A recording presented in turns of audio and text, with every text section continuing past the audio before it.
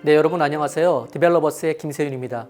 오늘 여러분들하고 같이 고객 지향 제품 개발 방법에 대해서 약 한 30-40분 정도 알아보도록 하겠습니다. 워낙 사실은 긴 시간 동안에 해야 되는 과목인데 여러분들하고 짧은 시간 동안에 해야 되기 때문에 주로 여러분께서 현업에서 사용하실 수 있게끔 핵심 포인트 중심으로 해서 오늘 강의 진행하도록 하겠습니다. 반드시 여러분들 나중에 좀 자세한 공부는 추가로 하셔야 됩니다. 자, 지금부터 진행을 하도록 하겠습니다. 오늘 여러분들과 같이 공부할 순서는 총 4개로 구성되어 있어요. 일단 제가 먼저 여러분께 말씀드리고자 하는 것은 제품 개발을 나무라고 한다면 마케팅 전체는 숲이에요. 근데 나무 하나만 잘 본다고 그래가지고 제품을 성공시킬 수가 없는 겁니다. 오늘은 제품 개발 방법에 대해서 공부하지만 여러분들이 마케팅이라고 하는 큰 숲을 함께 나무와 숲을 아우르면서 볼 수 있어야 여러분들 나중에 현업에서 성과를 내실 수가 있어요. 그래서 첫 번째는 마케팅과 제품 개발에 대한 전체적인 체계를 여러분들에게 잡아드릴 수 있도록 간단하게 설명을 드리도록 하고, 제품 개발하는 데서 여러 가지 중요한 성공 요소가 있지만 그 중에서도 제일 중요한 것은 첫 번째가 창의적인 컨셉을 개발하는 것이고요. 두 번째가 차별화된 포인트를 잡아서 그것을 USP라고 하거든요. 유니크 셀링 포인트를 개발하는 것이 가장 핵심 사항입니다. 그리고 현업에서 여러분들이 좀 어렵게 생각하시는 게 제품을 개발하고 나면 가격을 결정하는 거라든가 유통 판로 확보를 할 때 진입을 어떻게 해야 될 것이냐, 이 부분을 항상 고민하시거든요. 그래서 다는 말씀드릴 수 없지만 가격 결정과 유통 채널을 선정하는 거에 대해서 간단한 현장 팁을 말씀드리는 것으로 해서 총 4단계로 말씀드리도록 하겠습니다. 먼저 첫 번째, 마케팅과 제품 개발의 체계는 어떻게 가져가야 되느냐 하는 것입니다. 여러분들 마케팅이라는 말은 많이 들어보셨겠지만 마케팅의 정의가 뭐냐라고 물어보면 쉽게 대답하시는 분들 많지 않으세요. 그래서 오늘 여러분들에게 제가 현업에서 써먹을 때 제일 유용한 마케팅의 정의를 하나 소개해드리고자 합니다. 밑에는 원문이고요. 이거는 필립 코틀러라는 마케팅의 그루가 얘기한 겁니다. 저도 뒤돌아서서 너 이 문장 외워봐라 그러면 못 외웁니다. 저도 여기에서 파란 색깔로 되어 있는 3가지의 단어만 기억합니다. 첫째, 가치를 창조한다. 둘째, 교환한다. 셋째, 프로세스다. 자, 여러분들 반드시 명심하셔야 될 거, 앞으로 여러분들 마케팅을 하실 때 제품 개발을 하든 브랜드를 개발하든 디자인을 만들든 가격을 결정하든 마케팅에 관련된 일을 할 때에 그 앞에 단어에는 무조건 고객이 생략되어 있다. 이렇게 여러분들 눈에 비치셔야 돼요. 자, 그러면 가치를 창조하는데 누구를 위한 가치를 창조하는 것입니까? 고객을 위한 가치를 창조하는 것입니다. 누구와 교환하는 것입니까? 고객과 교환하는 겁니다. 누구를 향한 프로세스입니까? 고객을 향한 프로세스입니다. 먼저 이 3가지의 정의를 명확히 여러분들 넣어두시고 제품 개발 방법에 대해서 들어가 보도록 할게요.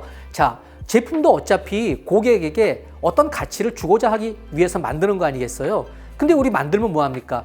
효율적이고 효과적으로 잘 교환해야 되잖아요. 그리고 이거는 어느 일순간에 일어나는 것이 아니고 프로세스를 통해서 돌아가게 되어 있는 것입니다. 바로 이 그림처럼요. 자, 먼저 우리가 스텝 2, 가치를 창조하기 위해서는 가치를 먼저 발견해야 되겠죠. 가치를 발견하고 그것을 가지고 가치를 창조하고 그것을 고객들에게 가치를 전달하고 그리고 우리는 가치를 수확하게 되겠죠. 오른쪽과 왼쪽에 보이는 네모 박스 안에 있는 제목들은 여러분들이 마케팅 공부를 한번 하시겠다고 마케팅 책을 사가지고 목차를 보시면 그 목차의 순서예요. 그렇기 때문에 이 한 장의 장표가 여러분들 마케팅 책 한 권이라고 해도 과언이 아닙니다. 그런데 이걸 크게 뭉뚱그려서 4개로 나눠보면 결국은 가치를 발견해서 가치를 만들어서 그걸 고객과 교환하고 그 다음에 내가 그것을 수확하는 이 과정을 설명한 것이 바로 마케팅입니다. 조금 다른 그림으로 그려보면요. 제일 왼편에 보이는 게 우리가 잘 알고 있는 3C 분석이라는 것입니다. 고객, 자사, 경쟁 분석. 그 영문 이니셜 앞글자를 따가지고 3C라고 하는 거거든요. 근데 여기에서 고객과 경쟁 분석은 외부 분석을 얘기하는 것이고 자사 분석은 내부 분석을 얘기하는 것이에요. 그래서 우리가 이것을 내외부 환경 분석이라고 얘기하죠. 이렇게 분석한 다음에 여기에서 정보들을 얻어서 그 다음번에 우리가 하는 일이 뭐냐 하면 STP 전략이라는 걸 짜는 거예요. S라는 건 뭐냐 하면 시장 세분화, 세그멘테이션이라고 해서 S, 그 다음에 타겟팅 해서 표적 시장을 선정한다고 해서 T, 그 다음에 포지셔닝 해가지고서 그 앞글자 P를 따서 STP 전략이라고 하거든요. 요게 바로 여러분 제품을 개발할 때 제일 핵심적인 가치를 만들 때 제일 중요한 부분입니다. 시장 세분화라는 건 뭐냐? 우리가 진입하려고 그러는 이 시장이 도대체 어떻게 생겨먹었느냐를 파악하기 위해서 시장 세분화를 하는 거예요. 잘라보는 겁니다. 잘라보는데 어떤 기준으로 자르느냐? 성별로 잘라보고, 연령별로도 잘라보고, 지역별로도 잘라보고, 소득 규모로도 잘라보고, 라이프 스타일별로도 잘라보고, 이렇게 해서 어디가 제일 날부가 있는 시장인가를 발견하면 그게 바로 목표 시장, 타겟팅이 되는 겁니다. 그런데 참 아쉽게도 이 우리가 딱 정한 요 시장 안에 들어가도 나만 있는 게 아니고 내 경쟁자들이 있잖아요. 그렇기 때문에 여러분들이 필연적으로 여러분들이 만든 제품을 가지고 이 시장에 들어갈 때 어떤 얘기를 하느냐? 아, 저희 회사의 제품은요, A사나 B사나 C사하고 이렇게 달라요 라고 얘기하겠죠. 이렇게 더 좋아요 라고 얘기하겠죠. 그렇게 얘기하는 것을 고객의 머리나 마음속에 포지셔닝, 다시 말해서 각인시키고 인식시켜준다. 다른 데하고 다르게 이런 걸 우리가 포지셔닝이라고 하는 거예요. 그런데 포지셔닝이라는 거는 경쟁사 대비해서 내 제품을 이렇게 다르다라고 인식시키는 행위를 얘기하는 거고요. 그 내용물이 필요할 거 아니겠어요? 그 내용물이 바로 컨셉입니다. 그러니까 포지셔닝을 하려면 뭐가 필요하겠어요? 컨셉을 만들어야 되는 거예요. 그래서 이 컨셉 만드는 거 조금 이따 뒤에 설명드릴게요. 이 컨셉은 물론 여기 드리는 것처럼 차별화가 되어 있어야 되겠죠. 차별화라는 게 뭐냐라는 것도 뒤에서 설명드리겠어요. 이렇게 해서 우리가 이 가치 영역을 만드는 겁니다. 그 다음에 우리가 4P 하는 거 있잖아요. 제품, 가격, 유통, 판촉. 이 4P 전략이라는 건 뭐냐? 여러분들이 지금 방금 전에 만든 가치를 고객들과 교환하는, 다시 말해서 고객들에게 전달하는 과정을 설계하는 것이 4P 전략입니다. 여러분들 전략자 붙으면 굉장히 어렵게 생각하시는데요. 어렵게 생각하실 필요 없어요. 앞으로 전략이라는 말 나오면 무조건 방법 이렇게 생각하시면 됩니다. 내가 목표를 달성하기 위해서 강구하는 방법이 전략이에요. 그러니까 여러분 바꾸어서 얘기하면 여러분들이 제품을 개발하는데 가장 핵심인 가치를 만들었다 이거예요. 그러면 이 가치를 오롯이 고객들에게 전달시키기 위한 모든 방법이 4P 전략인 겁니다. 그걸 제품으로 어떻게 풀어내고, 가격으로 어떻게 풀어내고, 유통으로 어떻게 풀어내고, 판촉으로 어떻게 커뮤니케이션을 하면서 풀어낼 것이냐라고 하는 방법론을 광고하는 것이 4P예요. 이것이 마케팅의 전체적인 체계입니다. 그런데 오늘 여러분들이 공부하는 제품 개발 방법을 혹자는 오른쪽에 있는 파란 색깔 원에 제가 파란색으로 쓴 제품이라는 것으로 너무 협소하게만 생각해요. 다시 말해서 상품화만 생각한다고요. 하드웨어나 서비스 제품을 만들어내는 데만 신경 쓰는 게 제품 개발이라고 생각하지만 아니에요. 그거는 굉장히 지엽적인 부분이에요. 그런 하드웨어나 소프트웨어 제품을 만들기 위해서 앞단에 우리가 필요한 게 뭐냐면 가치를 만들어내고 차별화된 포인트를 만들어내고 컨셉을 만들어내고 이 과정이 더 중요해요. 이걸 만들어야 제대로 된 제품을 만들 수 있는 겁니다. 그렇게 여러분들이 머릿속에 넣어두시고 향후에 이 부분은 각각을 더 심화시켜서 여러분들 공부하셔야 됩니다. 자, 그래서 한마디로 얘기해서 제품 개발할 때 마케팅 전략적 접근이라는 게 뭐냐? 이렇게 한마디로 얘기하면 두 번째 박스부터 설명드릴게요. 일단 첫 번째, 목표 고객을 정의해야 됩니다. 내 고객이 누구냐라는 걸 정의해야 된다는 거예요. 그러려면 선행적으로 먼저 목표 시장이라는 걸 정의를 먼저 해야 되겠죠. 이 시장이 있는데 이 시장 속에서 내 고객은 여기야. 이렇게 정하는 거죠. 그런 다음에 그 고객들이 도대체 뭘 원하지? 하는 고객의 니즈를 갖다가 파악을 해야 됩니다. 그래야 여러분들이 그 니즈를 해결해 주기 위해서 강구하는 대안, 해결 대안, 그 고객의 니즈를 해결해 주기 위한 해결 대안 아이디어가 바로 여러분들의 제품, 여러분들의 서비스가 되는 겁니다. 네. 그래서 이렇게 여기까지를 고객 가치를 만들었다 이렇게 얘기하는 거예요. 근데 이 고객 가치는 당연히 경쟁사하고 차별화되어 있어야 되겠죠. 경쟁사 대비 비교 우위가 있어야 되는 겁니다. 이 차별화 요소를 만들어내야 돼요. 그래서 이런 고객 가치와 차별화 요소를 만든 다음에 구체적으로 여러분들이 컨셉을 만들고 핵심 키워드라든가 핵심 문장을 도출하고 이런 것들을 만들어서 이것을 가지고 실질적으로 제품을 구체적으로 스펙을 짜고 성분 배합비를 짜고 디자인을 하고 브랜드를 만들고 이렇게 하는 거예요. 예, 바로 말씀드린 것처럼 마케팅 4P 믹스 전략을 짜게 되는 겁니다. 그리고 소위 얘기하는 상품을 구체적으로 구현하기 위한 상품화 과정, 그 다음에 양산 과정, 뭐 이런 것들을 여러분들이 하시게 되는 거죠. 그리고 나중에 커뮤니케이션에 필요한 상품 소개서라든가 온라인의 뭐 SNS, 뉴미디어 커뮤니케이션이라든가 이런 모든 것들을 단계적으로 하시게 되는 겁니다. 이런 걸 하기 위해서 제일 중요한 게 다시 말씀드립니다만 컨셉, 가치를 배경으로 한 컨셉, 그 다음에 이 컨셉과 차별화 포인트, 셀링 포인트. 이게 굉장히 중요한 거예요. 자, 그래서 NPD 프로세스란 뭐냐? NPD라는 말은 뭐냐면요. New Product Development. 다시 말해서 신제품 개발이라는 것의 영문 약자예요. 그 프로세스는 여러분들 화면에 보시는 바와 같습니다. 그런데 보세요, 여러분. 가장 중심에 있는 게 뭡니까? 컨셉 개발이죠. 마치 컨셉은 우리 사람으로 따지면 허리와 같은 거예요. 여러분 허리가 부실하면요. 아무것도 못 하잖아요. 상품 개발, 제품 개발 똑같습니다. 컨셉이 부실하면 제품 개발을 오롯이 할 수가 없는 거예요. 그래서 컨셉을 잘 만들어서 좌측에 있는 제품 전략도 짜고 우측에 있는 상품화도 하고 그래서 이 전략과 상품화 이 두 가지를 가지고 제품을 출시하고 출시 후 관리를 하는 것을 하게 되는 것입니다. 자, NPD 프로세스를 다른 회사들은 이렇게 매뉴얼을 만들어 가지고 관리를 해요. 여기다 제가 NPD라는 약자도 써드렸죠. 여기 보시게 되면은 우리가 상품의 아이디어를 내서 그 아이디어를 가지고 컨셉을 만들고 그 컨셉을 선정한 다음에 게이트 3에 가가지고서 상품화를 하고 게이트 4에 가서 상품화를 완료해서 출시 여부를 결정하고 게이트 5에서 출시 후에 관리를 한다. 이런 큰 과정으로 나눠져 있어요. 회사에 따라서는 이게 3단계로 되어 있기도 하고 7단계로 되어 있기도 한데 표준적으로 한 5단계 정도로 이런 순서로 관리를 하게 됩니다. 여러분들은 조금 더 중견기업 이상으로 가시면 이런 부분들을 나중에 프로세스와 매뉴얼로 도입을 하셔야 돼요. 나중에 이런 것들을 좀 큰 기업들의 벤치마킹을 하셔가지고 나중에 또 학습도 하시는 기회가 있으실 겁니다.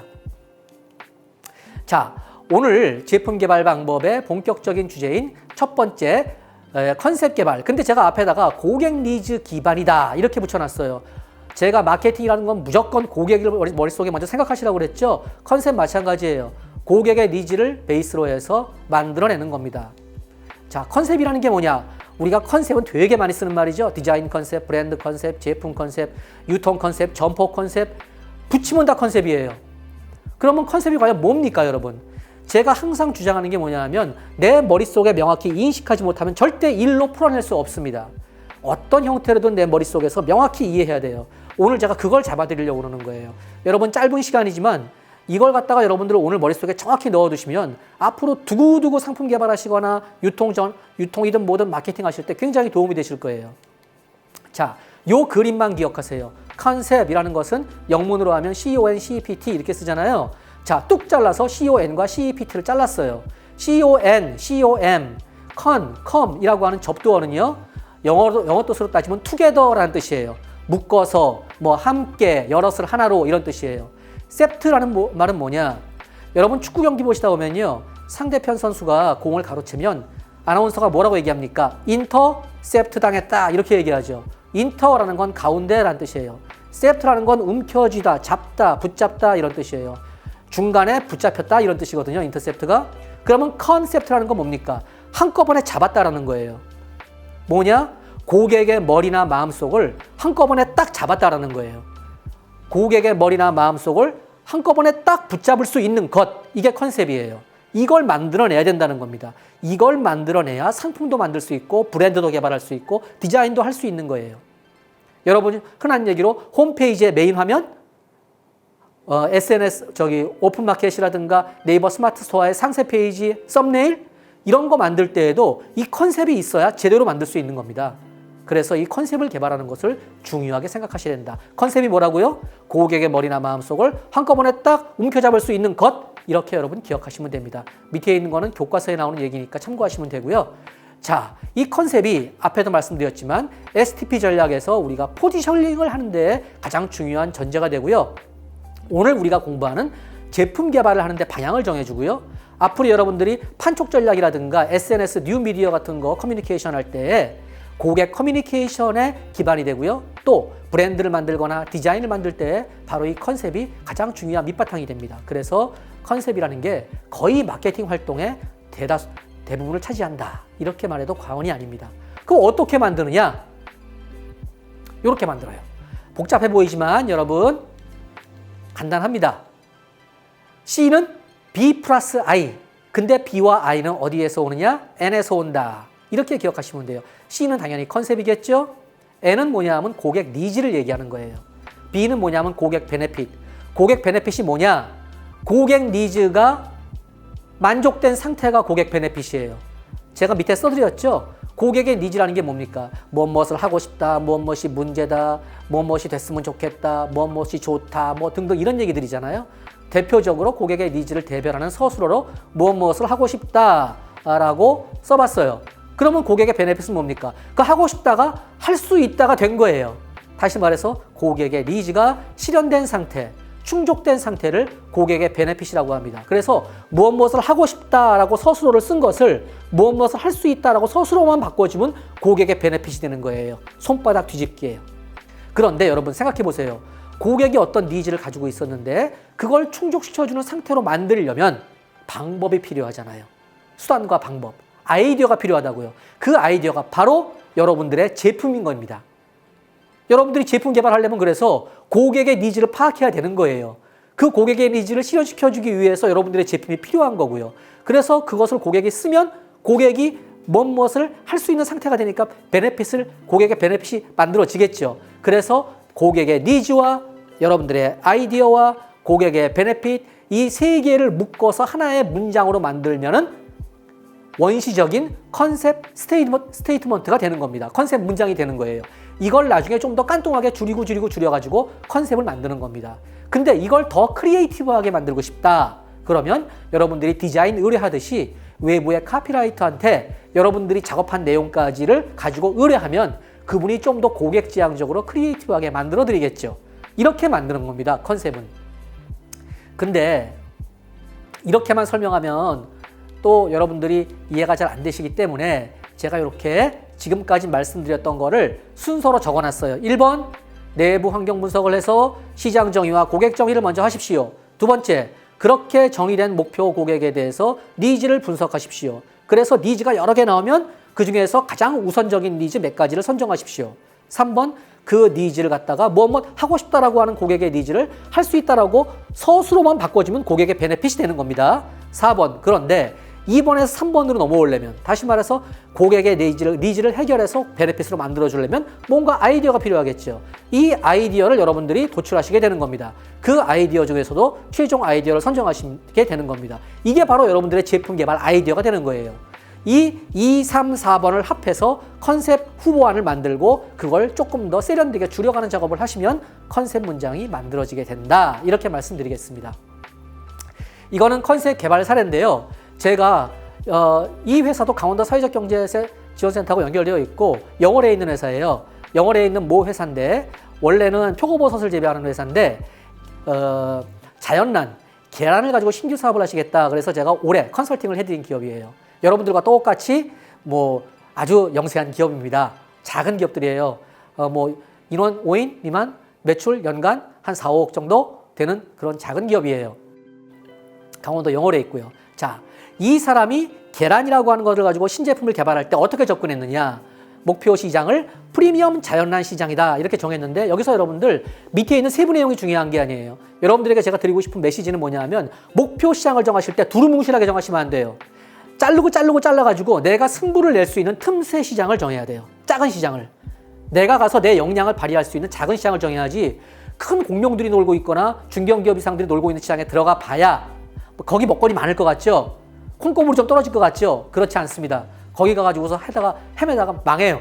그렇기 때문에 여러분들이 승부수를 낼 수 있는 틈새 시장을 정하셔야 되고 그 시장 내에서 목표 고객을 정할 때에도 가능하면 고객을 구체적으로 묘사하셔야 돼요. 특화 고객이라고 하는데요. 고객을 좀 더 세부적으로 정하셔야 되는 겁니다. 그렇게 정하시고 나서 그 다음에 그 고객이 어떤 니즈를 가지고 있느냐라는 고객 니즈 리스트를 쭉 만듭니다. 여기는 6번까지만 적었는데 한 20가지 이상 나왔어요. 그 중에서 우선 해결 니즈라는 거를 갖다가 정합니다. 1, 2번 두 개 정했죠? 건강한 달걀을 먹고 싶다. 안심할 수 있는 계란을 먹고 싶다. 이 두 가지를 정한 거예요. 그럼 뭡니까? 아까 제가 베네핏은 그 먹고 싶다라고 하는 고객의 니즈가 해결된 상태라고 그랬죠? 그걸 고객의 베네핏이라고 얘기했잖아요. 그런데 서술로만 바꿔주면 된다고 그랬잖아요. 그러니까 건강한 달걀을 먹을 수 있다. 안심할 수 있는 계란을 먹을 수 있다. 이렇게 할 수 있다라는 말로 바꿔주면 그냥 베네핏이 만들어지는 거예요. 손바닥 뒤집기라고 그랬잖아요. 자, 그러면 니즈 나왔죠. 베네핏 나왔죠. 그러면 이거를 전환시켜주기 위한 아이디어가 필요하겠죠. 그 아이디어가 여러 개 나왔어요. 그런데 이 중에서도 핵심 아이디어는 뭐였냐면 닭을 케이징에다가 넣어서 키우는 게 아니고 방목해서 자연 방사시키자. 동물 복지 때문에. 자, 그런데 얘네들한테 특별한 걸 먹였어요. 뭘 먹였냐? 고소해. 여러분들 아시죠? 밀웜이라고 하는 곤충이 있잖아요. 곤충 가루를 먹였어요. 그러면 단백질이 풍부해지겠죠, 계란 안에. 그래서 이렇게 차별화를 하겠다라는 아이디어를 낸 거예요. 자, 그래서 이걸 묶어서 맨 처음에 여기 우측에 쓴 이 컨셉 문장 제가 쓴 게 아닙니다. 거기에 있는 대표님과 거기에 있는 실무자 한 분이 붙어서 만든 거예요. 여러분들 다 하실 수 있어요. 자, 맨 처음에 쓴 거는 이 검정 색깔로 쓴 것처럼 저렇게 길게 쓴 겁니다. 고객의 니즈를 먼저 읽어주고 해결 아이디어를 읽어주고 그 다음에 베네핏을 읽어주고 그리고 명사형으로 끝내면 돼요. 끝을. 그래서 이걸 깐뚱하게 줄여가지고 맨 마지막에 어떻게 했느냐? 강원도 청정영월 밀원 먹고 자란 건강한 닭이 낳은 프리미엄 계란 또는 뭐 동물복지 계란 그런 다음에 맨 마지막에 여러분들이 브랜드를 만드시게 되면은 거기다가 브랜드를 붙여주시면 끝나는 거예요. 밀웜 계란. 그래서 이 파란색으로 쓴 게 컨셉 문장으로 완성된 겁니다. 이게 완성되면 이걸 가지고 이제 이걸 구체적으로 구현시키기 위해서 제품도 만들고 디자인도 하게 되는 거예요. 자, 그 다음에 큰 두 번째 단락. 지금은 이제 차별화 포인트를 만드는 방법, 유니크 셀링 포인트라고 하는 나만의 특별한 셀링 포인트를 만드는 방법에 대해서 말씀드릴게요. 차별화에 대해서도 여러분들 굉장히 많이 쓰시는 용어예요. 여러분들이 무슨 보고서 하나 쓰실 때 보면은 지원사업계획서 쓰실 때 여러분들 보면은 그 지원사업 신청서에다가 차별적 땡땡땡 아니면 땡땡땡의 차별화 이런 말 안 쓰시는 분이 없을 정도로 차별화는 다 씁니다. 그러면 제가 여러분 여쭤볼게요. 차별화가 도대체 뭡니까? 차별화가 여러분 머릿속에 정리가 돼 있어야 차별적인 뭔가를 만들어낼 거 아니겠어요. 그래서 제가 준비했어요. 앞으로 여러분들 차별화라고 하면 이렇게 생각하세요. 자, 여기 원이 3개가 있습니다. 파란 색깔 원은 고객이 바라고 있는 것이에요. 다시 말해서 고객의 니즈예요. 노란 색깔 원은 경쟁사가 자기 제품을 통해서 고객한테 제공하는 가치예요. 빨간색 원은 뭐냐면 내 제품을 가지고 내가 고객한테 제공하는 가치예요. 근데 여러분 여기에서 그러면 교집합 왼쪽에 나와 있는 약간 주황 색깔이 1번, 가운데 3개가 겹치는 곳이 2번, 노란색과 파란색이 겹치는 곳이 3번, 빨간색과 파란색이 겹치는 곳이 4번이라고 가정해 본다면 여러분 차별화 영역은 1번입니까? 2번입니까? 3번입니까? 아니면 4번입니까? 잠깐 생각해 보세요. 예, 여러분 그냥 생각해 보면 3번 같죠? 2번 같죠? 가운데 3개가 중첩된 거 아니에요. 그 3개가 중첩된 가운데 밑에 보라 색깔, 빨간색과 파란색 원이 겹치는 4번 영역이 바로 차별화 영역입니다. 이걸 제가 말로 풀어볼게요. 고객은 바라고 있는데 경쟁사는 주지 못하고 나만 줄 수 있는 것. 저 영역을 설명하면 그렇잖아요. 눈으로 원을 따라가 보세요. 고객이 바라는 것들 중에 경쟁사, 노란 원이죠. 경쟁사는 주지 못하고 빨간색, 나만 줄 수 있는 것. 이것이 바로 차별화의 정의입니다. 흔히 차별화 그러면 남과 다른 것만 생각하세요. 경쟁사와 다른 것만 생각하세요. 그러니까 어떻게든 경쟁사와 다르게 만들면 된다고 생각하시죠? 그거는 50점이에요. 경쟁사와 다른 거 암만 해봐야 무슨 소용이 있습니까? 고객이 원하지 않는데. 고객이 원하는 것들 중에서 경쟁사는 주지 못하고 나만 줄 수 있는 것, 요걸 만들어내는 게 바로 차별화 포인트를 만들어내는 길이에요. 그래서 양식으로 보면 이렇게 설명할 수 있어요. 왼쪽에 있는 양식은요, 고객의 니즈를 여러분들이 파악하시는 걸 다 쭉 적으십니다. 그 다음에 우측에 있는 위칸은 경쟁사 하나를 정하시고 그 경쟁 제품을 정하신 다음에 그 경쟁사와 내가 둘 다 제공하는 거, 내 제품과 경쟁사 제품이 고객의 니즈가 이렇게 왼쪽에 있는데 그 중에서 둘 다 만족시켜주고 있는 걸 쓰는 거예요. 가운데 있는 거는 나는 못하고 경쟁사 제품이 고객의 니즈를 만족시켜주고 있는 게 뭐가 있느냐. 마지막 칸이 뭐냐 하면 경쟁사는 주지 못하고 내 제품 속에서 고객의 니즈를 충족시켜주고 있는 게 뭐냐라는 걸 적어주는 거예요. 그래서 결국 맨 밑에 있는 자사만이 제공하는 가치, 다시 말해서 고객의 니즈 중에 내 제품을 가지고 나만 만족시켜줄 수 있는 것, 요게 바로 여러분 USP예요. 유니크 셀링 포인트예요. 그리고 윗칸에 있는 경쟁사, 자사 둘 다 제공하는 가치도 내가 셀링 포인트로 강조 안 할 이유는 없죠. 경쟁사도 제공하는데 나도 제공합니다. 이렇게 얘기하면 되죠. 근데 그건 두 번째, 세 번째 적어주시면 돼요. 이를테면 여러분 오픈마켓이나 네이버 스마트 스토어에 상세 페이지를 적으신 다음에 밑에다가 여러분들 제품 특징이라든가 내용들 쭉 적으실 거 아니에요. 그러면 제일 위에 제일 큰 글씨가 나와야 될 게 뭡니까? 바로 이 유니크 셀링 포인트가 먼저 나오고 그 다음에 부차적으로 쭉 필요한 게 나와야 된다는 거예요. 여러분들이 카탈로그를 만드실 때 카탈로그의 제일 첫 번째 제일 잘 보이는 곳에 뭘 적어야 됩니까? 자사만이 제공하는 가치를 적어야 돼요. 제품 패키지 디자인할 때 여러분 제품 개발할 때 패키지 디자인할 때 패키지 전면에 상품명 쓰시고 거기다 뭐 한 줄 쓰실 때 뭐 쓰십니까? 이걸 써야 된단 말이에요. 그러려면 미리 개발되어 있어야 되죠. 네, 요걸 여기다 이제 쓰시면 된다. 그래서 아까 말씀드렸던 영월에 자연란을 만드는 그 회사의 예를 보면 고객의 니즈 파악한 걸 왼쪽에 저렇게 쭉 나왔죠. 그런데 경쟁사, 자사 둘 다 제공하는 가치는 이런 거였어요. 그런데 경쟁사만이 제공하는 가치는 요 값이 비싸다는 거, 인증을 보유하고 있다는 거. 왜냐하면 이 회사는 아직까지 시작한 지 얼마 안 됐기 때문에 뭐 해썹 인증이라든가 동물복지 인증을 받은 상태가 아니란 말이에요. 그 다음에 아직 작은 두수를 한 1500두수, 2000두수 정도 하기 때문에 아직 계란의 생산량이 작아요. 그러니까 전략을 어떻게 써야 됩니까? 프리미엄 계란이라고 얘기하고 우리는 한정 판매합니다. 우리는 소수 1%의 고객들에게 가격은 비싸지만 프리미엄 계란을 정성을 다해서 제공합니다. 라고 하는 이런 식으로 전략을 개발한 거예요.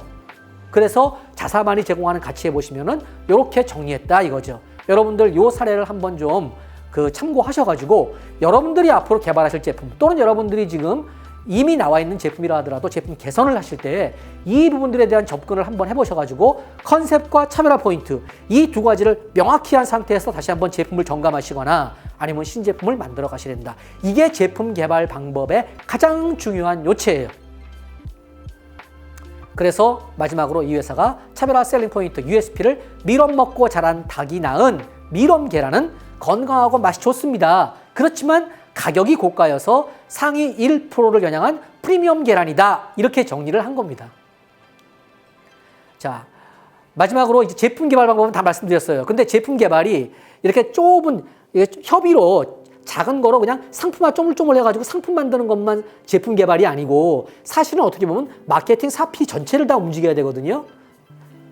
가격 부분에서 여러분들 제가 잠깐 설명드리면 가격만 가지고도 여러분들 한 3, 4일 공부하셔야 돼요. 제가 농수산식품유통공사라든가 한국생활선본부에서 이 가격 결정만 가지고 18시간 강의합니다. 그중에 딱 중요한 거 한 장만 가지고 왔어요. 자, 가격을 결정하는 방법에는 3가지가 있습니다. 비용 중심적 가격 결정, 고객 중심적 가격 결정, 경쟁 중심적 가격 결정. 이 3가지를 하셔가지고 이 3가지의 데이터를 놓고 통합적으로 고려해서 가격을 결정하는 거예요. 첫 번째, 비용 중심적 가격 결정이라는 건 뭐냐? 여러분들이 제품을 만들기 위해서 투입된 모든 비용에다가 여러분들이 목표로 하는 이익을 더해서 가격을 결정하는 방식이에요. 그런데 이거는 이렇게 결정된 가격은요, 시장에다가 이 가격으로 제품을 내려고 그러면 낼 수가 없습니다. 통상 보면 경쟁사는 이 가격보다 다 싸요. 그렇지만 이걸 왜 해야 되느냐? 여러분들의 비용 구조, 손익 구조를 알고 계셔야 되기 때문에 이걸 해야 되는 거예요, 내부에서. 그 다음에 이를테면 이런 거예요. 쿠팡에서 여러분들에게 이런 제안이 옵니다. 아유, 대표님, 이번에 저희 쿠팡과 함께 여러분 대표님 제품 10,000개를 40% 디스카운트 해가지고서 특판 세일 한번 해보죠. 이런 제안이 들어왔다고 가정해 봅시다. 그러면 여러분들 그걸 수락하실래요, 말래요? 그러려면 여러분들 팔아서 미치느냐 남느냐라는 걸 계산할 수 있어야 되잖아요. 그러려면 바로 이 비용 중심적으로 가격이라는 게 뭡니까? 가격은 단위당 매출액을 얘기하는 거예요. 한 개당 매출액. 한 개의 가격은 한 개의 제품 하나의 매출액입니다. 거기다가 판매된 총 수량을 곱하면 내 총 매출액이 되는 거예요. 그렇기 때문에 가격의 구조를 정하는 것은 굉장히 중요합니다. 그래서 이거 하실 때 중요한 게 제일 여러분들이 핵심적으로 준비하실 게 뭐냐면 제조 원가를 잘 정리해 두셔야 돼요. 제조 원가. 두 번째, 여러분들 유통에 들어갈 때 유통에는 장려금이나 수수료나 인센티브나 그 다음에 할인 판매 같은 것들이 일어나기 때문에 이 부분도 고려하셔야 돼요. 반드시. 최소한 여러분들 이 2가지는 고려하신 상태에서 만약에 여러분들이 온라인으로 하신다. 그러면 택배 수수료라는 걸 반드시 고려하셔가지고 이러한 비용 중심적 가격 결정을 하셔야 돼요. 제조 원가만 생각하시는 경우가 많거든요. 근데 판매 원가도 생각하시라는 거예요. 자, 두 번째, 고객 중심적 가격 결정은 그야말로 고객한테 물어봐서 고객들에게 아이고 고객님, 저희 제품 이런 제품이 있는데요. 얼마 정도면 구입하실 수 있을까요? 라고 물어보는 거예요. 여기에는 두 가지 개념이 있는데요. 준거 가격과 유보 가격이라는 게 있어요. 유보 가격이라는 건 뭐냐 하면 고객이 아이고 나는 이 가격 이상 넘어가면 안 사 라고 하는 가격대가 있습니다. 요 가격대를 하나 파악하는 게 있고 그 다음에 여러분들 제품이 유사한 제품군들이 있잖아요. 시장에. 그러면 고객들의 머릿속에 이미 그런 제품은 걔라는 대강 가격이 한 판에 얼마지? 라고 하는 소위 표준적인 가격이 머릿속에 입력되어 있다고요. 그걸 준거 가격이라고 그래요. 그래서 고객의 준거 가격과 유보 가격을 파악한 다음에 내 제품을 얼마 정도에 구입하실 수 있겠습니까? 라고 물어봐서 고객들이 답하는 걸 놓고 그거 가지고 의사결정하는 거예요. 고객 중심적 가격결정. 경쟁 중심적 가격결정이라는 건 뭐냐면 그야말로 시장에 나와 있는 경쟁사의 제품들에 대한 가격을 조사하는 것입니다. 근데 여러분 여기서 주의하셔야 될 거 한 번 딸랑 시장에 나가가지고 아니면 온라인에 들어가서 쭉 검토해보고서 가격이 이렇구나 이렇게 결정하시면 안 돼요. 프라이스 카드에 정상 가격 적혀 있는 거 별로 소용없습니다.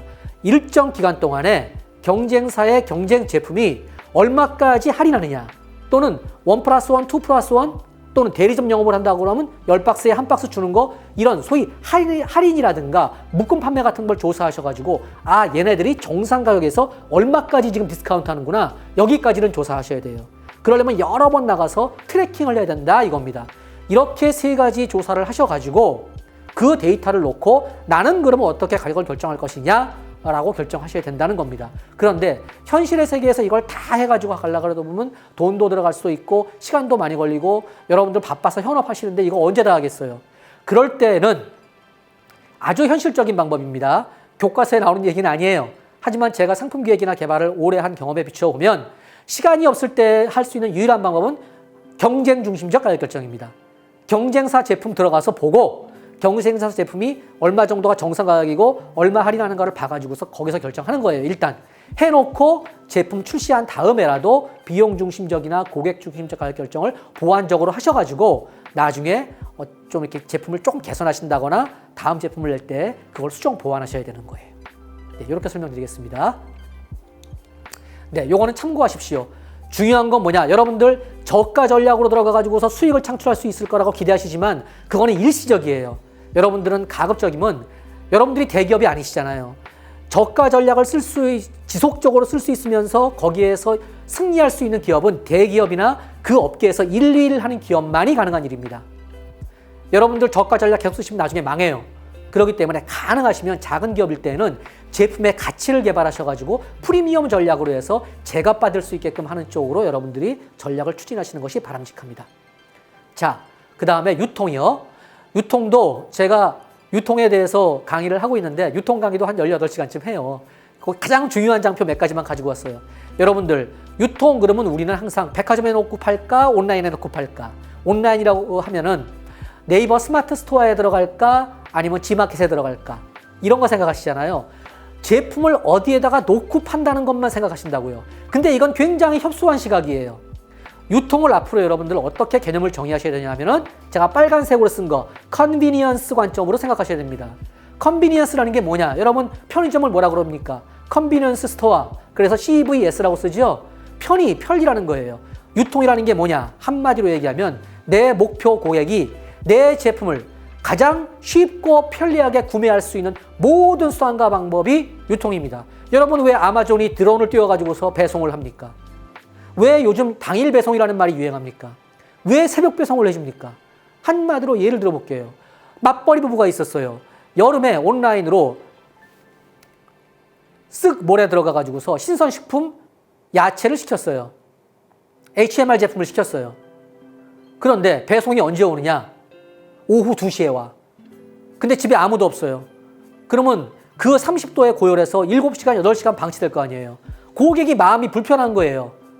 회사에서도 걱정이 되는 거예요. 자, 그래서 새벽 배송이 시작된 겁니다. 자, 밤에 주문해. 그러면 7시 이전에 집 앞에 박스 하나 내놓으면 거기에 HMR 제품과 신선식품이 딱 담겨요. 그러면 내가 출근하기 전에 냉장고 안에다가 집어넣고 갈 수 있다는 겁니다. 새벽 배송 쉽지 않습니다. 아직 전국적인 서비스도 아니에요. 하지만 이런 것들이 왜 시작되고 있느냐, 업계들이. 바로 유통의 개념을 내 고객이 내 제품이나 서비스를 가장 쉽고 편리하게 구매할 수 있도록 해주는 모든 수단과 방법이기 때문에 그런 것들의 아이디어가 나오는 겁니다. 여러분들도 남들 다 온라인 간다 가지고 온라인 갈 필요가 없어요. 남들 다 마켓컬리 간다고 마켓컬리 갈 필요가 없어요. 여러분들의 제품의 특징상 여러분들의 목표 고객에게 가장 쉽고 편리하게 구매할 수 있도록 해주려면 어떤 판매 채널이 가장 유효하고 적절할까라고 생각하시면서 유통을 설계하셔야 됩니다. 그래서 여기 제가 복잡하게 써놨지만 전략적 중요도와 전략적 적합성이라고 했는데 당연히 여러분들이 들어가는 유통이 그 규모와 성장 잠재력 면에서 커야 되겠죠. 당연하겠죠.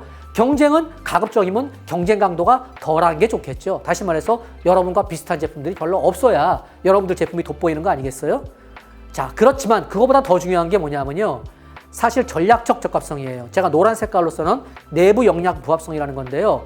여러분들이 이마트에 입점하더라도요. 입점하는 게 중요한 게 아니고 이마트에서 지속적으로 쉘버, 그 선반을 매대를 유지하고 있는 게 중요한 거예요. 이를테면 여러분들 1년에 이마트에서 행사만 10대 번 일어납니다. 창업 행사, 대품 행사, 무슨 행사 해가지고 때마다 여러분들에게 아유 대표님 여러분 제품 이번에 한 15% 정도 디스카운트해서 파시죠. 이런 거 제안이 오거든요. 그거 다 들어주다 보면요. 연간 매출액은 나오는데 따져놓고 보면 영업이익이 마이너스야. 이렇게 되면 여러분들 지속할 수가 없거든요. TV홈 쇼핑 좋죠 여러분. 근데 TV홈 쇼핑 들어가려면요.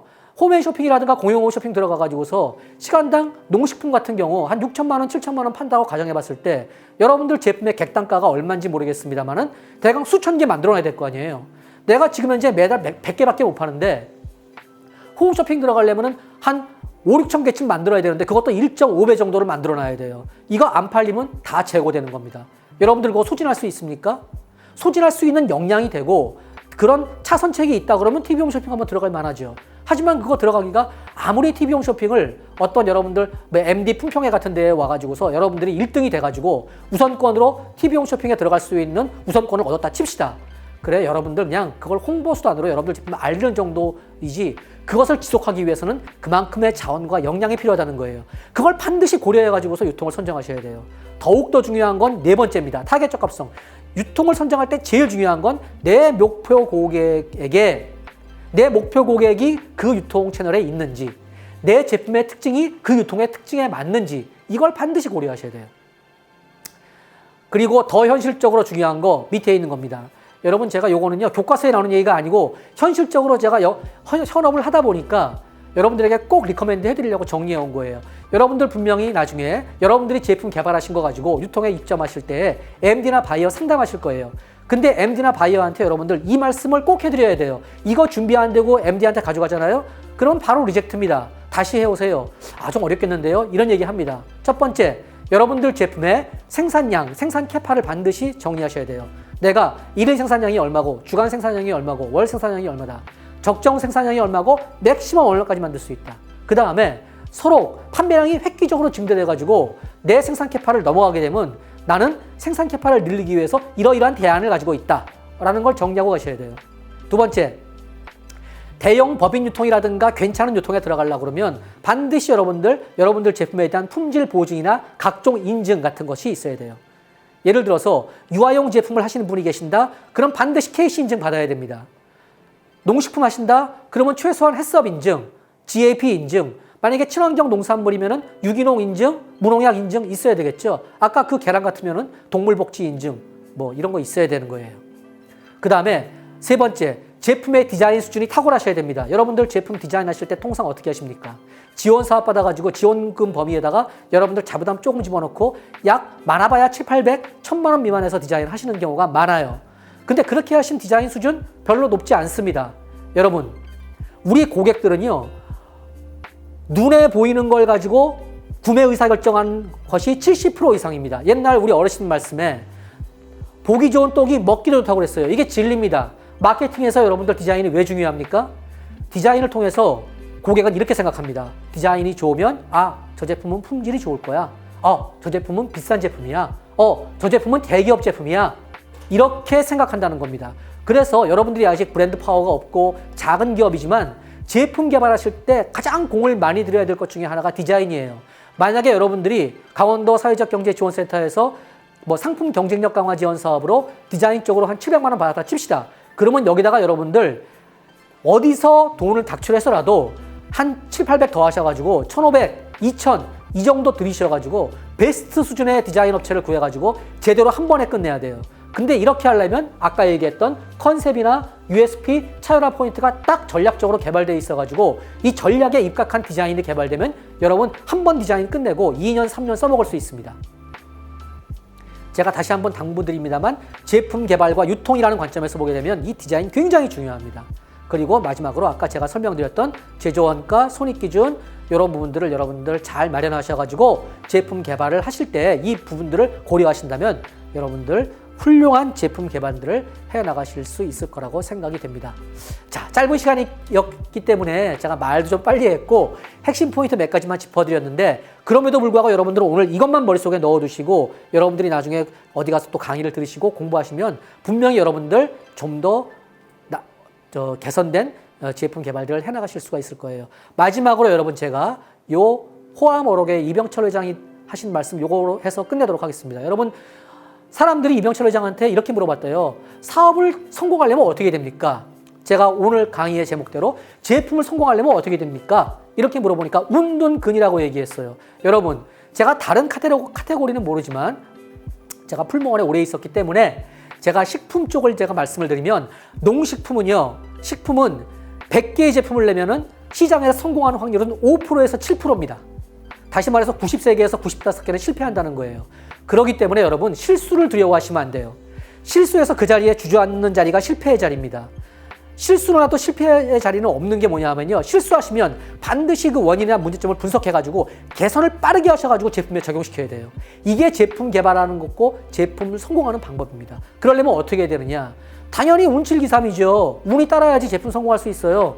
그런데 이 운이라는 놈은 누구한테 오느냐. 둔할 정도로 우직하고 끈기 있는 사람한테 온다는 겁니다. 그렇기 때문에 여러분들 제품 개발 방법, 마케팅적으로 이런 지식을 공부하는 것도 중요하지만 더 중요한 건 뭐냐? 마음가짐이에요. 실수를 하더라도 주저하지 마시고 원인을 파악하셔가지고 반드시 개선을 해서 계속 나아가셔야 돼요. 예. 그리고 어차피 확률적으로 낮은 게임을 하는 것이거든요. 제품 개발이라는 게. 그러니까 지치지 마시고 열심히 하시면은 반드시 여러분들 최후의 승자가 되실 수 있을 것이라고 생각이 됩니다. 자, 짧은 시간 열심히 경청해 주셔서 고맙습니다. 오늘 강의는 이것으로 마치겠습니다. 고맙습니다.